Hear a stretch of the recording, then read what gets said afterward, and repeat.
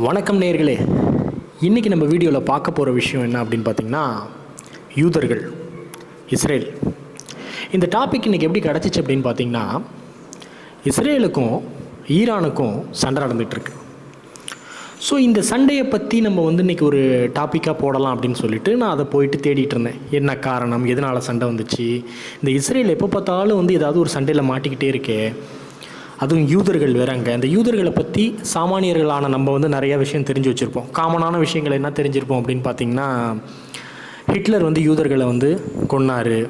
இந்த யூதர்களில் தான் கிறிஸ்துவ மதம் பிறந்துச்சு. ஜீசஸ் கிரைஸ்ட் ஒரு யூத மதத்தை சேர்ந்தவர் இப்படின்னு சொல்லிட்டு பல விஷயங்களை நம்ம இந்த யூதர்களை பற்றி கேட்டிருப்போம்.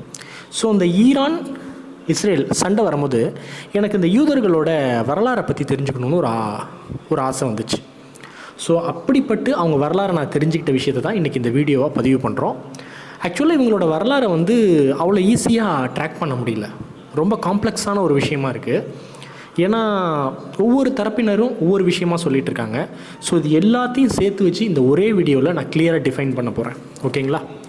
ஸோ யூதர்கள், அதாவது இஸ்ரேல், இந்த இஸ்ரேல் நாட்டில் இருக்க எல்லாருமே யூதர்கள் தான். ஓகேங்களா? இந்த யூதர்கள் எந்த மதத்தை சார்ந்தவர்கள் அப்படின்னு பார்த்திங்கன்னா, ஜுடைசம் அப்படின்னு சொல்லுவாங்க. ஓகேங்களா? ஆக்சுவலாக ஒரு காமன் பீப்புள்ஸாக நமக்கு என்ன தெரியும் அப்படின்னு பார்த்திங்கன்னா, இஸ்லாம் தெரியும், கிறிஸ்டியானிட்டி தெரியும், ஹிந்துசம் தெரியும், புத்திசம் கூட தெரியும். ஓகேங்களா? சைனீசம் தெரியும். இது போல் பல மதத்தை தெரிஞ்ச நமக்கு ஜுடைசம் அப்படிங்கிற ஒரு விஷயம் நிறையா பேருக்கு தெரிஞ்சிருக்காது. தெரிஞ்சவங்க ஓகே, ஜுடைசம் அப்படிங்கிற வார்த்தை எனக்கெலாம் புதுசாக இருந்துச்சு. ஓகேங்களா? ஸோ இந்த ஜுடைசம், இது என்ன ஜுடைசம் அப்படின்னு சொல்கிறாங்களே, இதுதான் யூதர்கள் சேர்ந்தவங்களா, யூதர்களோட ரிலீஜன் ஜுடைசமா அப்படின்னு எனக்கு ஆச்சரியமாக இருந்துச்சு. ஆக்சுவலாக நான்லாம் என்ன நினச்சிக்கிட்டு இருந்தேன் அப்படின்னு பார்த்திங்கன்னா, யூதர்கள்லாம் கிறிஸ்டியன்ஸ் போல இருக்குது அப்படின்னு தான் நான் நினச்சிக்கிட்டு இருந்தேன். ஓகேங்களா? ஸோ எனக்கே இவங்களோட வரலாறை படித்ததுக்கப்புறம் தான் இந்த விஷயம் தெரிய வந்துச்சு. ஜுடைசம், இது என்னடா ஜுடைசம் புதுசாக இருக்குது அப்படின்னு பார்த்தேன். சரி, இந்த ஜுடைசத்தோட கடவுள், மெயின் கடவுள் யார் அப்படின்னு பார்த்தீங்கன்னா யாவே அப்படின்னு சொல்கிறாங்க. புது கடவுள் யாவே. இது வரைக்கும் நான் என்னோடய 33 வருஷத்தில் இது வரைக்கும் நான் அந்த மாதிரி கேள்வியே பட்டதில்லை. இவங்களோட வரலாறை தெரிஞ்சுக்கும் போது தான் நான் கேள்விப்படுறேன். யாவே, இது யாரா அது யாவே அப்படின்னு பார்த்தா, அவர் தான் இந்த யூதர்களின் கடவுள் இன்றைய வரைக்கும். இல்லை ஒரு ஆச்சரியத்தை பார்த்திங்கன்னா, யூதர்களோட இனம் தோன்றியதுலேருந்து இன்னைக்கு வரைக்கும், இப்போ இந்த வீடியோ பதிவு பண்ணிகிட்டு இருக்க வரைக்கும், யூதர்களோட ஒரே கடவுள் யாவே. இவரை எந்த ஒரு விஷயத்துக்காண்டியும் யூதர்கள் மாற்றிக்கவே இல்லை. ஓகேங்களா? ஸோ யூதர்களோட வரலாற்றுக்குள்ளே நம்ம போகலாம். ஓகேங்களா? யூதர்களுக்குன்னு ஒரு நேஷன் கிடையாது. இப்போ இப்போ இஸ்ரேலை அவங்களோட நேஷன் நம்ம சொல்கிறோம். யூதர்கள் அப்படிங்கிறவங்களுக்கு ஒரு தனிப்பட்ட லேண்ட் அவங்களுக்கு கிடையவே கிடையாது. ஓகேங்களா? ஸோ முதல்ல அவங்க அடிமையாகவே அதிகமாகவே இருந்திருக்காங்க. எப்போ பார்த்தாலும் பரதேசம் போய்கிட்டே இருப்பாங்க. எக்ஸோடஸ்ன்னு சொல்லுவாங்க. குரூப் ஆஃப் பீப்புள்ஸ் நவுந்து போயிட்டு வந்துக்கிட்டே இருந்தே இருப்பாங்க. அவங்கள எல்லாருமே ஒவ்வொரு டைனஸ்டியும் அவங்கள அடிமையாகவே பயன்படுத்திக்கிட்டு இருந்திருக்கு. ஓகேங்களா? ஸோ அவங்களோட வரலாறை முதல்ல தெரிஞ்சுப்போம். அவங்களோட லாங்குவேஜ் என்ன அப்படின்னு பார்த்திங்கன்னா ஹெப்ரேவ். ஓகேங்களா? ஹெப்ரேவ் அப்படின்னு சொல்லிட்டு நம்ம எப்படி தமிழ் பேசுகிறோம், அது மாதிரி அவங்களோட லாங்குவேஜ் ஹெப்ரே. இவங்களோட நேஷன் இஸ்ரேலுங்கிறது எப்போ வந்துச்சு, இப்போதைக்கு அவங்களுக்கு ஒரு நாடு இருக்குது, இஸ்ரேல்னு சொல்கிறாங்க. ஓகேங்களா? ஸோ இந்த நாடு எப்போ உருவாக்கப்பட்டது அப்படின்னு பார்த்திங்கன்னா 1948 தான் உருவாக்கப்பட்டது. நமக்கு சுதந்திரம் கிடச்சி அடுத்த வருஷம்தான் இந்த யூதர்கள்லாம் ஒன்று சேர்ந்து எங்களுக்குன்னு ஒரு நாடு வச்சுக்கிறோன்னு சொல்லிட்டு ஈஜிப்டு, சவுதி அரேபியா, இந்த மிடில் ஈஸ்ட் கண்ட்ரீஸுக்கு இடையில் ஏதோ பேனாவோட நுனி மாதிரி இருக்கும் அந்த நாடு. மேப்பில் போய் பாருங்கள், இஸ்ரேலை போய் பாருங்கள், இஸ்ரேல் மேப் அப்படின்னு சொல்லிட்டு பார்த்தீங்கன்னா பேனாவோட நுனி மாதிரி இருக்கும். ஒரு சின்ன நாடு. அந்த நாட்டை அவங்களுக்குன்னு வச்சுருக்காங்க. ஓகேங்களா? ஆனால் ஏன் யூதர்களை பற்றி இப்படி ஒரு சின்ன நாட்டை பற்றி ஏன் நம்ம பேசணும் அப்படிங்கிற பட்சத்தில், உலகத்தோட பாப்புலேஷனில் வெறும் 2% தான் யூதர்கள் இருக்காங்க. ஓகேங்களா? ஆனால் அவங்க எல்லாமே ரொம்ப டாப் கிளாஸாக இருக்காங்க. அது ஒன்று தான் இவங்களை பற்றி பேச வைக்கிறதுக்கான காரணம். யார் யார் அப்படின்னு பார்த்திங்கன்னா, ஆல்பர்ட் ஐன்ஸ்டீன். ஓகேங்களா? ஒரு மிகப்பெரிய விஞ்ஞானி. அவர் யூத இனத்தை சேர்ந்தவர். ஜுராசிக் பார்க் படம் பார்த்துருப்போம். அந்த படத்தோட டைரக்டர் ஸ்டீவ் ஸ்பில்பர்க், அவர் ஒரு யூதர். ஃபேஸ்புக்கை கண்டுபிடிச்ச அந்த மார்க் ஷூக்கர், அவர் ஒரு யூதர். ஓகேங்களா? வார்னஸ் பிரதர், அந்த ஹாலிவுட்டில் வந்து படம் கம்பெனி வரும்ல, வார்னர் பிரதர்ஸ்ன்னு சொல்லிட்டு அந்த ஓனர் வந்து யூதர். கூகுளோட ஓனர் யூதர். அடுத்தது பார்த்திங்கன்னா எம்ஜிஎம் மெட்ரோ அப்படின்னு சொல்லிட்டு அந்த எனக்கு ப்ரொனன்சியேஷன் இது தெரில, அப்ரிவேஷன் தெரில, மறந்துடுச்சு. அந்த எம்ஜிஎம்னு சொல்லிட்டு ஒரு சிங்கம் கூட வந்துட்டு இப்படி கத்தும்ல ஆவுன்னு சொல்லிட்டு, அதோட ஓனர் வந்து யூதர். ஓகேங்களா? இது மாதிரி என் கொலம்பியாவே யூதர்னு தான் நினைக்கிறேன், பட் அது எனக்கு கன்ஃபார்மாக தெரியல. பட் இது வரைக்கும் நான் சொன்னது எல்லாமே யூதர்கள் தான் இந்த கம்பெனிஸோட ஓனர். ஓகேங்களா? ஸோ இப்படிப்பட்ட இந்த வேர்ல்டில் மிக முக்கியமான இடங்களில் எல்லாமே இந்த யூதர்கள் இருக்காங்க. ஓகேங்களா? ஸோ அதனால தான் இந்த யூதரோட வம்சம் எப்படி வந்துச்சு, இந்த யூதரோட வம்சம் ஒரு குடும்பம் கிடையாது, இந்த யூதர் இனம் எப்படி வந்துச்சு, எங்கே இந்த ஆர்ஜின் ஆனிச்சுங்கிற எல்லா விஷயத்தையும் இன்றைக்கி நம்ம பார்க்க போகிறோம். ஸோ நம்ம வெயிட் பண்ண வேணாம், இது வரைக்கும் ஒரு ப்ரிஃபேஸ் கொடுத்தோம், இப்போ உள்ளே போயிடலாம். ஓகேங்களா? யூதர்களுக்கான இந்த ஆர்ஜின் வந்து நம்ம எங்கேருந்து எடுத்தோம் அப்படின்னு பார்த்திங்கன்னா, அவங்களோட பைபிள், அதாவது ஜுடைசத்தோட பைபிள் அப்படின்னு சொல்ல டோரா அப்படின்னு ஒரு பைபிள் இருக்குது. ஓகேங்களா? கிறிஸ்டியானிட்டிக்கு எப்படி பைபிள் படிக்கிறோம், முஸ்லீம்ஸ்க்கு எப்படி இஸ்லாமுக்கு எப்படி குரானோ, ஹிந்துசத்துக்கு எப்படி வந்து மகாபாரதம் சம்திங் அந்த ராமாயணம் இந்த மாதிரி சொல்கிறோம்ல, அது மாதிரி இவங்களுக்கு வந்து இந்த யூதர் இனம் ஜுடைசத்துக்கு வந்து ஜுடைசன்கிற இந்த ரிலீஜனுக்கு வந்து பைபிள் வந்து டோரா அப்படின்னு சொல்கிறாங்க. அந்த டோராலேருந்து தான் அந்த யூதம் இனம் எப்படி உருவானுச்சுங்கிறத அந்த டோராவில் எழுதியிருக்காங்க, அதுலேருந்து தான் நம்ம எடுத்துகிட்டு வரோம். ஓகேங்களா? அது மட்டும் இல்லாமல் இன்னும் சில டைனஸ்டிஸ்லாம் இந்த யூத இனத்தை பற்றி எழுதியிருக்கும்ல, அது எல்லாத்தையும் சேர்த்து தான் இன்றைக்கி நம்ம இந்த வீடியோவில் பார்க்க போகிறோம். ஸோ முதல்ல பாலஸ்தீன். ஓகேங்களா? பாலஸ்தீன்னு ஒரு இப்போதைக்கு உள்ள பாலஸ்தீனில் அப்போதைக்கு வேறு ஒரு பேரில் இருந்துச்சுன்னு வச்சுக்கோங்களேன், அந்த பேரில் ஆப்ரஹாம் அப்படின்னு ஒரு நபர் இருந்திருக்கார். ஸோ அவர் வந்து என்ன பண்ணியிருக்காரு, ஒரு மத போதகராக இருந்திருக்கார். அவரே யாவேவை தான் கும்பிட்டுருக்காரு. இன்ற வரைக்கும் யூதர்களால் கும்பிடப்படும் சாமி யாவே. ஓகேங்களா? அந்த யாவேவை அன்னைக்கே கும்பிட்டுருக்காரு. ஓகேங்களா? இதெல்லாம் வந்து கிறிஸ்டியானிட்டிக்கு எல்லாம் ரொம்ப முன்னாடி. ஓகேங்களா? அப்படி வச்சுக்கோங்க. நம்ம அந்த இயரெல்லாம் கால்குலேட் பண்ணி அதெல்லாம் நமக்கு தேவை கிடையாது, ரொம்ப முன்னாடி. ஓகேங்களா? ஸோ வந்து அந்த யாவையை வந்து அவர் கும்பிட்டு அவர் ஒரு குரூப் ஆஃப் பீப்புளை வச்சுருக்காரு. அவங்க எல்லாருமே யூதர்கள். இந்த ஆப்ரஹாமும் யூதர் தான். ஓகேங்களா? இப்படி இருந்த பட்சத்தில் அந்த யாவேவுக்கு ஒரு குழந்தை பிறக்குது. அவர் பேர் தான் வந்து ஐசக். ஓகேங்களா? அந்த ஐசக்கு ஒரு குழந்தை பிறக்குது. அவர் பேர் தான் வந்து யாக்கோப். ஓகேங்களா? ஜக்கோப்புன்னு கூட சொல்லலாம். ஜக்கோப். இந்த ஜக்கோப்லேருந்து தான் கதை இனிமேல் ஆரம்பிக்குது. ஓகேங்களா? இப்போ ஆப்ரஹாமை விட்டுறலாம், ஐசக்கை விட்டுறலாம், ஜக்கோப் அவர்லேருந்து வாங்க, யாக்கோப்லேருந்து ஆரம்பிப்போம். ஓகேங்களா? இந்த யாக்கோப்புக்கு என்ன பண்ணுது, 4 பொண்டாட்டி கல்யாணம் பண்ணுறாரு. அந்த 4 பொண்டாட்டிக்கும் சேர்த்து 12 குழந்தைங்க பிறக்குது. ஓகேங்களா? இவங்க எல்லாமே பாலஸ்தீனில் இருக்காங்க. ஓகேங்களா? ஸோ இப்போ இந்த ஜக்கோப் 12 குழந்தைங்க. இந்த 12 குழந்தைங்கள என்ன பண்ணுறாங்க, ஒரு பேச்சுவார்த்தை நடத்தி பக்கத்தில் உள்ள எஜிப்டுக்கு, அங்கே ஒரு அரசாங்கம் ஓடிக்கிட்டு இருக்கு, அங்கே ஒரு ராஜாவுக்கு குழந்தை இல்லை. அந்த நேரத்தில் இந்த 12 குழந்தைங்களில் ஒரு குழந்தைய அந்த ஜக்கோப் என்ன பண்ணுறாரு, அந்த எஜிப்டில் கொடுத்துட்டு இவங்க 11 பேரும் அந்த ஜக்கோப்பும் சேர்ந்து மொத்தமாக சேர்ந்து இவங்க இங்கே வாழ்ந்துட்டுருக்காங்க. அந்த எஜிப்டில் இருக்க அந்த ராஜாவுக்கு அந்த கொடுத்த குழந்தை பேர் வந்து, இவங்கள்ட்டேருந்து போன அந்த குழந்தையின் பேர் வந்து ஜோசப். ஓகேங்களா? முஸ்லீமில் யூசப், கிறிஸ்டியானிட்டியில் ஜோசப், அவ்வளோதான். ஓகேங்களா? ஸோ ஜோசப், இந்த ஜோசஃப்ங்கிறவர் வந்து சின்ன வயசுலேருந்து ரொம்ப புத்திசாலியாக வளர்கிறார். அந்த ராஜாவுக்கே அறிவுரைகள்லாம் சொல்லி நல்லா வளர்ந்து வர்றார். அதனால் இவருக்கு வந்து ஒரு நல்ல போஸ்டிங் கிடைக்கிது. ஸோ இந்த பக்கம் பார்த்திங்கன்னா இந்த பாலஸ்தீனில் இந்த ஜக்கோப் அவங்களோட மிச்சம் இருக்க அந்த 11 குழந்தைங்கள்லாம் என்ன பார்த்திங்கன்னா பஞ்சத்தில் அடிபட்டுறாங்க. ஸோ அந்த ஜோசப் நல்லா ஈஜிப்ட்லேருந்து ஒரு பெரிய ஆள் ஆனோடனே அந்த ஜோசப் என்ன பண்ணுறாரு, தன்னுடைய அப்பாவையும் சகோதரர்களையும் அவங்க அப்பாவை சார்ந்திருந்த ஊர் மக்களையும் எஜிப்டுக்கு கூப்பிடுறாரு.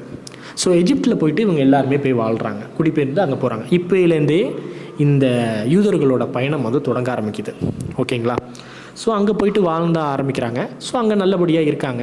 ஒரு காலகட்டத்தில் ஜக்கோப் இறக்குறாரு. அந்த 11 பேரும் கொஞ்சம் கொஞ்சமாக இறக்க ஆரம்பிக்கிறாங்க. ஒரு காலகட்டத்தில் ஜோசஃபும் இறக்குறாரு. அங்கே ஆண்டுகிட்டு இருந்த மன்னரும் இறக்குறாரு. அடுத்தடுத்த மன்னர்கள் எஜிப்டை ஆண்டுகிட்டு வந்துட்டுருக்காங்க. அப்படிங்கிற பட்சத்தில் இந்த யூதர்கள் அங்கேருந்து போனாங்கல்ல, அவங்க மட்டும் அடுத்தடுத்த குழந்தைகள் வாரிசுகள் வந்துக்கிட்டு வாழ்ந்துட்டு இருக்கிற நேரத்தில் யூதர்கள் அடிமையாக்கப்படுறாங்க. ஸோ எஜிப்ட் நாட்டில் யூதர்கள் அடிமையாக்கப்படுறாங்க. அதை சேவ் பண்ணுறதுக்காண்டி அங்கே ஒருத்தர் பிறக்கிறாரு. அவர் தான் மோசஸ். ஓகேங்களா? ஸோ மோசஸ் என்ன பண்ணுறாரு, இந்த எஜிப்ட் நாட்டு மக்கள் எல்லாருமே அரசாங்கம் வந்து இந்த யூதர்களை வந்து அடிமைப்படுத்துறதை பார்த்து மோசஸ் டைரெக்டாக போயிட்டு ராஜாட்ட, அந்த எஜிப்ட் நாட்டு ராஜாட்ட என்ன கேட்குறாரு, யூதர்களை வந்து விட்டுருங்க, எங்களோட மக்களை வந்து விட்டுருங்க, நாங்கள் வந்து எங்களோட பூர்வீகமான பாலஸ்தீனுக்கே நாங்கள் போயிடுறோம். பாலஸ்தீனுக்கு அப்போ வேறு பேர் இருந்துச்சு, ஓகேங்களா. கேனன் அப்படின்னு சொல்லிட்டு இன்னொரு சம்துவாட்டு ஒரு பேர் இருந்துச்சு. இன்றைக்கு பாலஸ்தீன் நம்ம அதை வந்து மென்ஷன் பண்ணிப்போம், ஓகேங்களா. ஸோ எங்கள் பூர்வீகத்துக்கே நாங்கள் போயிடுறோம் அப்படின்னு சொல்லிட்டு சொல்கிறாரு. அந்த ராஜா அவளை லேஸ்பட்டு விடலை, ஓகேங்களா. ஒரு சாமானியரான மோசஸ் சொல்லும் போது எப்படி ராஜா கேட்பார், வேலையாட்கள் இங்கே வேலையாட்கள் வேலை பண்ணட்டும், எங்களுக்கு அப்புறம் வேலையாட்கள் யார் இருக்கா அப்படின்னு சொன்னோன்னே மோசஸ் வந்து ஒரு சாபத்தை வந்து அந்த நாட்டுக்கு கொடுக்குற மாதிரியான ஒரு தீமை கொண்டு போகிறார். அந்த தீமில் என்ன ஆயிடுது, எஜிப்டில் உள்ள எல்லா தலை வாரிசுங்கள் இருக்காங்க பார்த்தீங்களா, எஜிப்ட் குடும்பத்தில் உள்ள எல்லாத்தோட மூத்த வாரிசுகளும் இறந்துடுறாங்க, இன்க்ளூடிங் ராஜா குடும்பத்தை சேர்த்து. இதை பார்த்து அந்த ராஜா பயந்து போயிட்டு என்ன பண்ணிடுறாரு, ஓகே இவன் என்ன மந்திரவாதியாக இருப்பாம்பல இருக்குது, சரி இவனை அமுச்சு விட்டுறது நல்லதுன்னு சொல்லிட்டு மோசஸோடு சேர்த்து அந்த எல்லா குரூப்பையும் அந்த யூதர்கள் எல்லாத்தையும் அமுச்சு விட்டுறாரு. சரி நீங்கள் கிளம்பி போங்கப்பா அப்படின்னு சொல்லிடுறாரு. இது மட்டும் இல்லாமல் ராஜாவுக்கு ஒரு கோவம், அது எப்படி நம்மளோட தலைச்சம் பிள்ளையெல்லாம் கொண்டுட்டு இவங்க போகிறாங்களே, சரி பின்னாடியே ஆரம்பிச்சு மோசஸ் அந்த குரூப் எல்லாத்தையும் கொண்டுருவோன்னு சொல்லிட்டு அமுச்சு விட்றாரு. அமுச்சு விட்ட டயத்தில் இதை அறிஞ்ச மோசஸ் என்ன பண்ணுறாரு, டேரெக்டாக மோசஸும் வந்து யாவையை மட்டும்தான் கும்பிட்றாரு. ஸோ கதை ஆரம்பித்ததுலேருந்து இன்றைய நாள் வரைக்கும் அவங்க கடவுளை மாற்றவே இல்லை. இதுதான் நோட்டபிள் பாயிண்ட், ஓகேங்களா. மோசஸும் யாவே தான் கும்பிட்றாரு. ஸோ என்ன பண்ணுறாங்க, மோசஸ் இதை தெரிஞ்ச உடனே ஆள் அமைச்சிருக்கியா நீ என்னை கொள்றதுக்குன்னு சொல்லிட்டு கடல் வழியில் போகிற நேரத்தில் அந்த கடலுக்கு வந்து ஒரு கம்பை காட்டுறாரு, கடல் நவுந்து போகுது. ஸோ இதெல்லாம் புராணங்கள், ஓகேங்களா. இந்த புராணத்தில் ஒரு பின்னாடி ஒரு கதை இருக்குது, நான் சொல்கிறேன். கடல் நகுந்து போகுது, யூதர்களும் மோசஸும் அந்த கடலை தாண்டி போகிறாங்க. இந்த பின்தொடர்ந்து வந்த அடியாட்கள் இவங்களை கொல்லணும்னு வந்தாங்க பார்த்தீங்களா, அவங்க எல்லாமே நின்றுடுறாங்க. அவங்க வரும்போது கடல் வந்து ஒன்றாயிருது, ஓகேங்களா. ஸோ இதுக்கு பேர் வந்து எக்ஸோடஸ் அப்படின்னு சொல்லுவாங்க. இந்த மோசஸ் வந்து இந்த குரூப் ஆஃப் பீப்புள்ஸ் அழைச்சிட்டு போகிறத வந்து எக்ஸோடஸ்ன்னு சொல்லுவாங்க. பாப் மார்லி கூட வந்து இதை பற்றி ஒரு பாட்டு கூட போட்டிருப்பார், ஓகேங்களா. ஆனால் இந்த இந்த இன்சிடென்ட், இந்த மோசஸ் வந்து இந்த குரூப் ஆஃப் பீப்புள்ஸ் அழைச்சிட்டு வந்திருக்காரு அப்படிங்கிற விஷயம் அந்த தோராங்கிற அந்த புக்கில், அந்த பைபிளில் மட்டும்தான் இருக்குது. அதாவது ஜுடைசமத்தை சேர்ந்த அந்த பைபிளில் மட்டும்தான் இருக்குது, தவிர பிற இனங்களில் எதுவுமே கிடையாது. என்றைக்குமே ஒரு மிகப்பெரிய நிகழ்வு நடக்குது அப்படிங்கிற பட்சத்தில் பிற இனங்கள் இப்போ சேர சோழ பாண்டியர் எப்படி இங்கே வந்து பிற டைனஸ்டி இருக்குது, அது மாதிரி அங்கே உள்ள பிற டைனஸ்டிஸும் வந்து இந்த விஷயத்தை எழுதணும், ஆனால் அது எழுதலை. ஸோ நிறையா பேர் ஸ்காலர்ஸ்லாம் என்ன சொல்கிறாங்க அப்படின்னு பார்த்திங்கன்னா, இது வந்து ஒரு கற்றுக்கதை, இந்த மோசஸ் வந்து அழைச்சிட்டு போனது அப்படின்னு சொல்கிறாங்க. ஸோ நம்ம இந்த தோரா புக்கில் என்ன எழுதியிருக்கோ அதை மட்டும் பார்ப்போம், ஓகேங்களா. ஸோ மோசஸ் வந்து அழைச்சிட்டு போயிடுறாரு. திட்ட 40 வருஷ காலம் மோசஸோட அந்த குரூப் ஆஃப் பீப்புள்ஸ் அலைஞ்சிருக்காங்க, ஓகேங்களா. அப்போது தான் மோசஸ்க்கு வந்து யாவே வந்துட்டு இந்த 10 கட்டளைகள் கொடுத்ததாகவும் இந்த மாதிரி கதைகள்லாம் நீங்கள் கேள்விப்பட்டிருப்பீங்க, ஓகேங்களா. ஸோ கேள்விப்படாதவங்களுக்கு நான் கிளியராக சொல்லிடுறேன். மோசஸ்க்கு வந்து கடவுள் வந்து பேசினதாகவும், மோசஸ்ட்ட கடவுள் என்ன சொல்கிறாரு, இந்த மாதிரி இந்த மக்கள் எல்லாத்துக்கும் இந்த 10 கட்டளைகளை ஃபாலோ பண்ண வை அப்படின்னு சொல்லிட்டு. இந்த கிறிஸ்டியானிட்டியில் ரொம்ப ஃபேமஸாக இருக்கும் இந்த 10 கட்டளைகள்னு சொல்லுவாங்க. அந்த 10 கட்டளைகளை வந்து ஒரு பெரிய ஷீல்டு மாதிரி கொடுத்ததாகவும் இருக்கும். இந்த 40 வருஷ காலம் வந்து இந்த மோசஸும் இந்த பீப்புள்ஸும் வந்து அலைஞ்சு திரிஞ்சிருக்காங்க, ஓகேங்களா. பாலஸ்தீனை நோக்கி போயிருக்காங்க. அந்தந்த கிராமத்தில் நிறைய இஸ்ரேல் மக்கள் வந்து தங்க ஆரம்பிச்சிட்டாங்க. மெஜாரிட்டியான பீப்புள்ஸ் இவரை ஃபாலோ பண்ணி வந்திருக்காங்க. மோசஸ் அந்த 40 வருஷ காலத்தில் இறந்தே போயிட்டார்.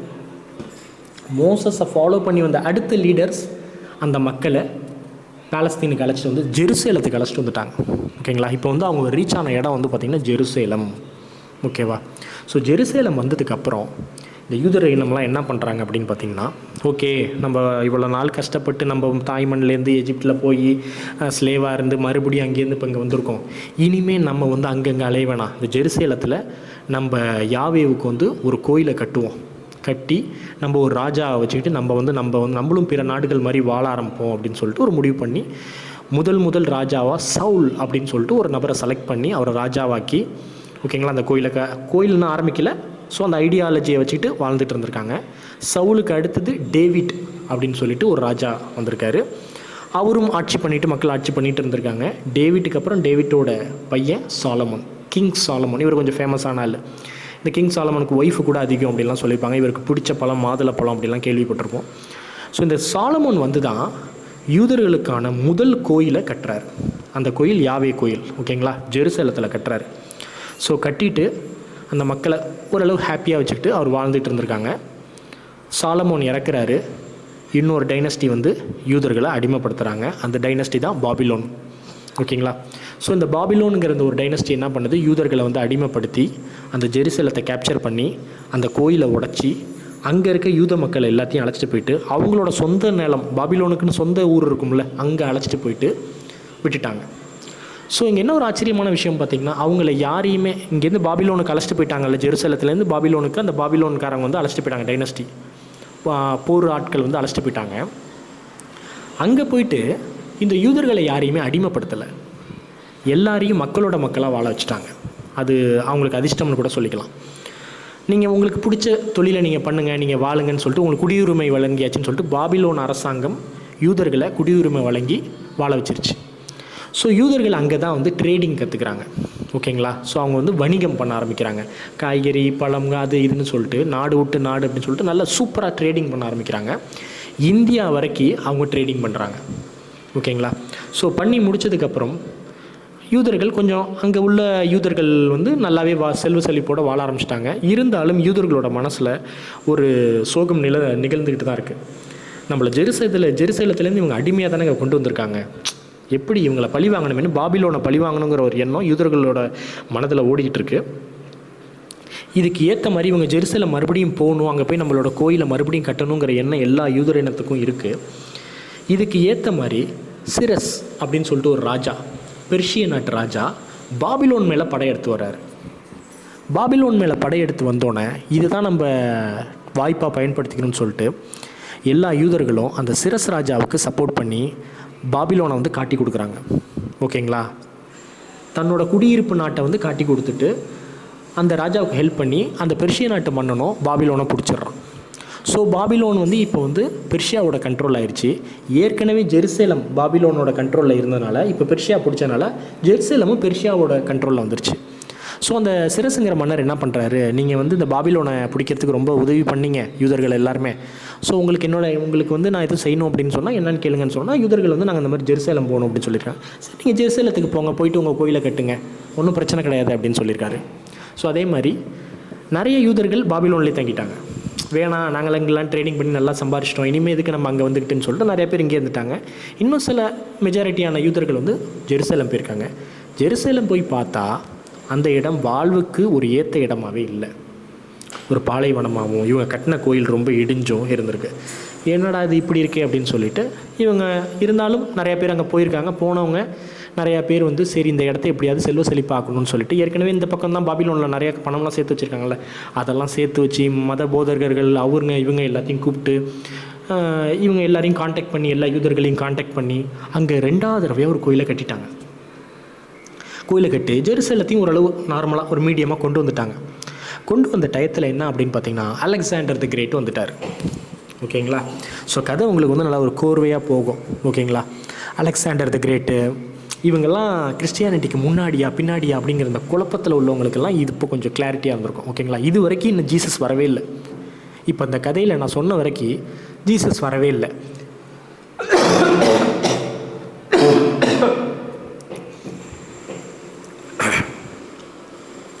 அலெக்சாண்டர் தி கிரேட் வந்துட்டார், வந்து ஜெருசலத்தை பிடிச்சிட்டார். ஓகேங்களா? ஏற்கனவே பெர்ஷிய நாட்டு கண்ட்ரோலுக்கு கீழே இந்த யூதர்கள் வாழ்ந்துகிட்டு இருந்தாங்க. அவங்களுக்குன்னு ஒரு கோயிலை கட்டி யாவேன்னு சொல்லிட்டு அந்த கடவுளை வச்சு கும்பிட்டுட்டு இருந்தாங்க.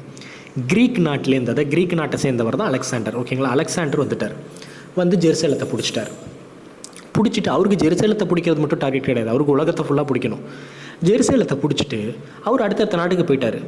ஜெருசலத்தை இவருக்கு கீழே இருந்த 2 தளபதியை கண்ட்ரோலில் விட்டுட்டு போயிட்டார். அவங்க 2 பேர் என்ன பண்ணிட்டாங்க, யூதர்களை கன்வெர்ட் பண்ண ஆரம்பிச்சிட்டாங்க. அதாவது நீங்கள் வந்து ஜியூஸ் கடவுளை தான் கும்பிடணும், கிரீக்க நாட்டின் கடவுள் வந்து ஜியூஸ், அவரை தான் நீங்கள் கும்பிடணும் அப்படின்னு சொல்லிட்டு கட்டுப்படுத்த ஆரம்பிச்சிட்டாங்க. இதை எதையுமே கேட்டுக்காத யூதர்கள் பயத்தோடையே வாழ்ந்துட்டு இருந்திருக்காங்க. ஓகேங்களா? அந்த யாவே கடவுள் இதில் கோயிலில் அந்த யாவேக்கு வந்து ஒரு பெட்டி மாதிரி ஒன்று வச்சுருந்தாங்களாம். அவருக்கு உருவம் கிடையாது யாவேக்கு. ஓகேங்களா? பெட்டி மாதிரி வச்சுருந்துருக்காங்க. அந்த 10 கட்டளைகளை உள்ளே வச்சு தான் வச்சுருந்துருக்காங்க. அதை தூக்கிட்டு ஜீஸ் கடவுளை வந்து உள்ளே வச்சுருந்துருக்காங்க. ரொம்ப வருத்தப்பட்டிருக்காங்க யூதர்கள்.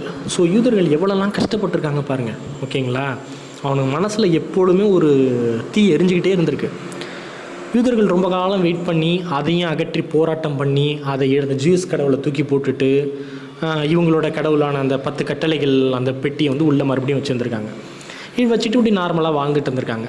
இதுக்கு இடையில் என்ன ஆயிடுச்சு, எப்படா இவனுங்க நம்மளை விட்டு போவானுங்க, இந்த கிரீக் நாட்டுக்காரனுங்க எப்படா நம்மளை விட்டு போவானுங்கன்னு யோசித்த காலத்தில் ஒரு நல்ல நேரமாக பிறந்து ரொமானியர்கள் படையெடுத்து வந்திருக்காங்க. ஓகேங்களா. இவங்க இப்போ ஜெருசலேத்தில் இருக்காங்க. அந்த ஜெருசலேத்தை ஒவ்வொரு டைனஸ்டியாக வந்து ஆண்டுக்கிட்டே இருக்குது. ஓகேங்களா. ரோமானியர்கள் வந்திருக்காங்க. ரோமானியர்களில் முதல்ல வந்து அகஸ்டா அப்படின்னு சொல்லிட்டு ஒரு மன்னர் வந்துட்டு பார்த்துட்டு சரி நீங்கள் உங்கள் கடவுளையே கும்பிட்டுங்கன்னு சொல்லிட்டு நல்லபடியாக கொடுத்துட்டாரு. ஓகேங்களா. ஸோ யூதர்களுக்கும் ஒரு சந்தோஷம், அப்பாடா இவராக கொஞ்சம் நல்லவராக இருக்கார் அப்படின்னு சொல்லிட்டு சந்தோஷம்.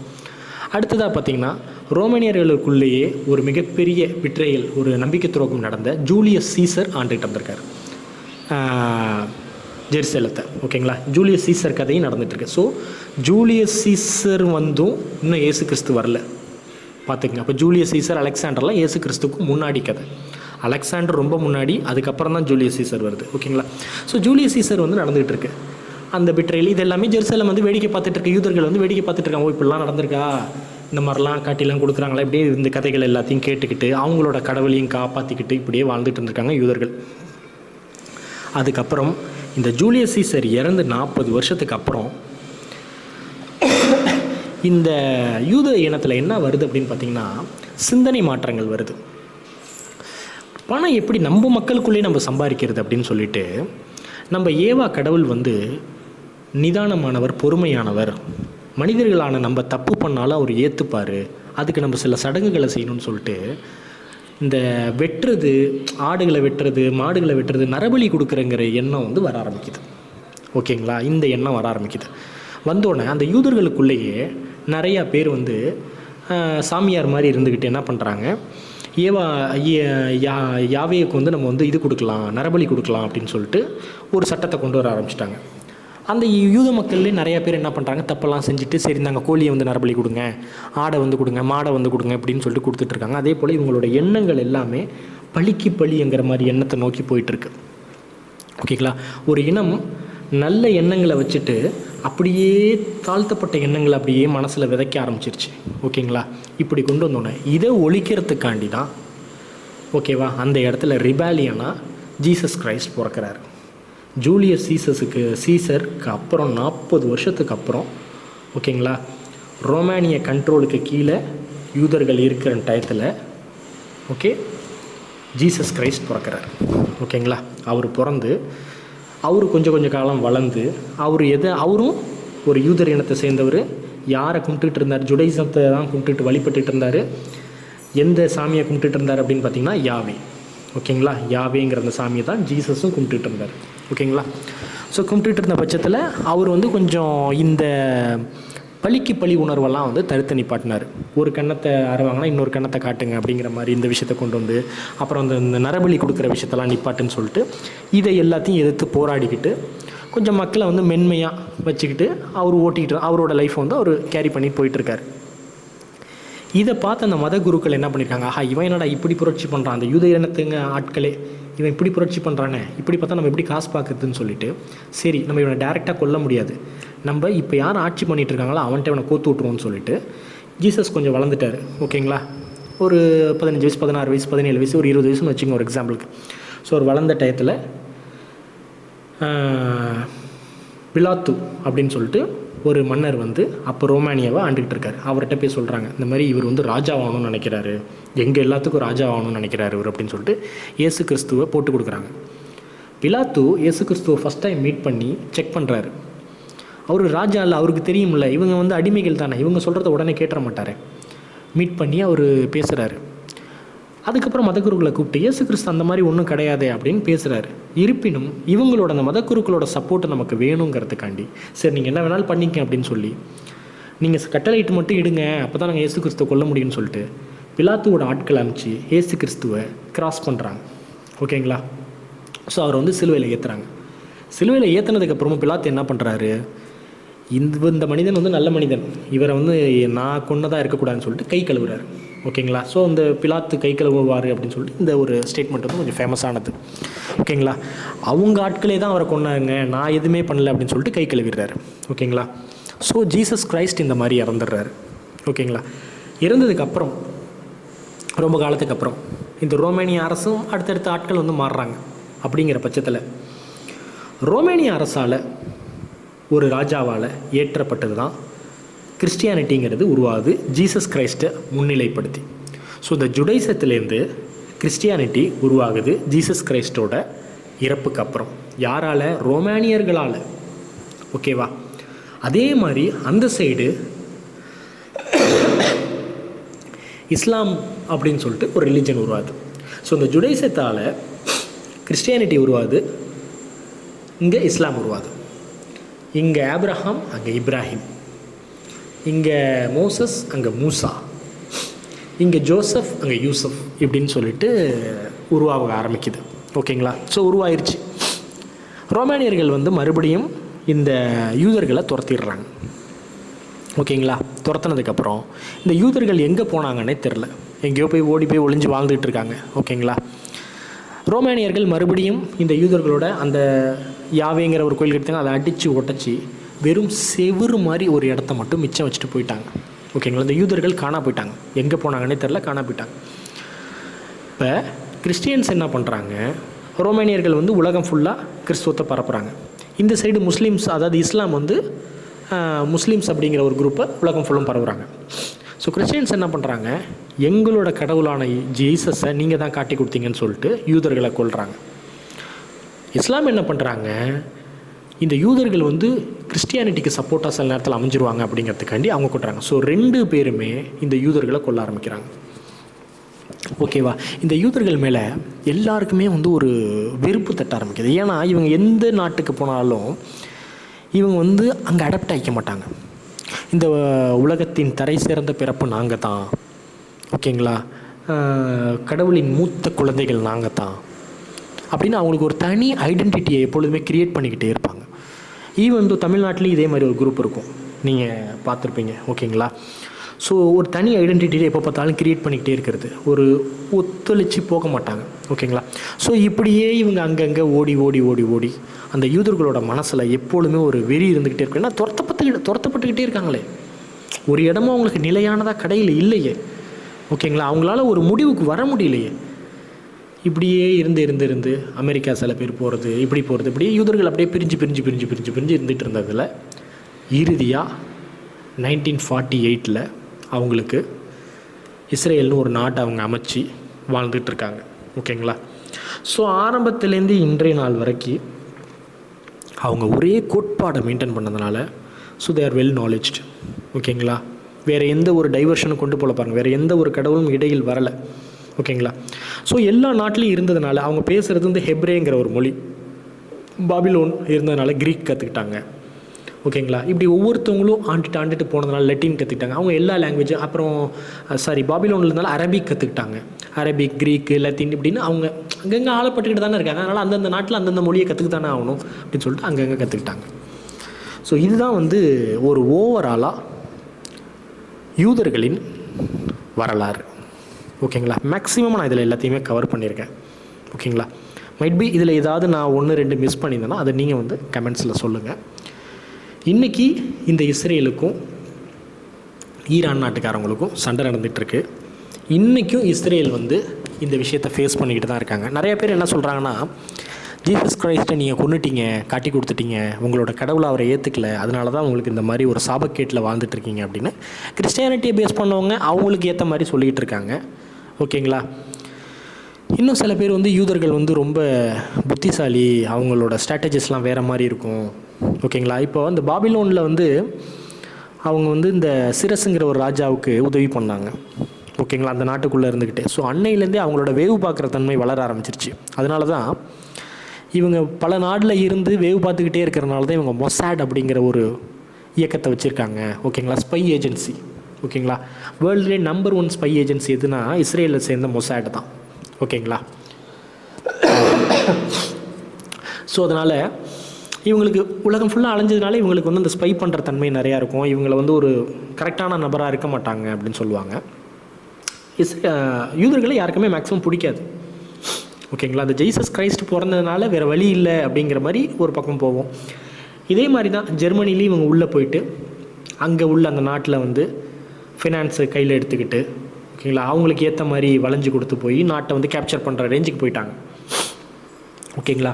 அதே போல் ஜெர்மனியில் இருந்துட்டு ஜெர்மனிக்கு ஆப்போசிட்டாக உள்ள நாட்டுகளுக்கு வந்து இவங்க தூது சொல்லுவாங்க அப்படின்னு சொல்லி தான் இவங்களை வந்து ஹிட்லர் வந்து பயங்கரமாக கொல்ல ஆரம்பித்தார். ஓகேங்களா? இது ஒரு கதை. அவரே ஒன்று சொல்லியிருப்பாருன்னு சொல்லுவாங்க, நான் 80% யூதர்களை கொன்னுட்டேன், 20% யூதர்களை வந்து அவங்க எப்படிப்பட்டவங்க அப்படிங்கிறத நீங்கள் பார்க்கணுங்கிறதுக்காண்டி விட்டுட்டு போகிறேன் அப்படின்லாம் இந்த மாதிரிலாம் சில ஸ்டேட்மெண்ட் சொல்லுவாங்க. ஓகேங்களா? ஸோ ஓவராலாக இதுதான் யூதர்களின் கதை. ஓகேங்களா? நிறைய விஷயத்த கூட மிஸ் பண்ணியிருந்திருப்பேன், இருந்தாலும் நீங்கள் இன்னும் யூதர்களை பற்றி தேடுனீங்கன்னா உங்களுக்கு அது தெரியும். ஓகேங்களா? ஸோ இதே மாதிரி அடுத்த வாரம் வேறு ஒரு சுவாரஸ்யமான விஷயங்களை உங்களுக்கு முன் கொண்டு வந்து நான் நிப்பாட்டுறேன். ஓகே, அதுவரை உங்களிடமிருந்து விடைபெறுவது உங்கள் ராக்தில் இதயன்.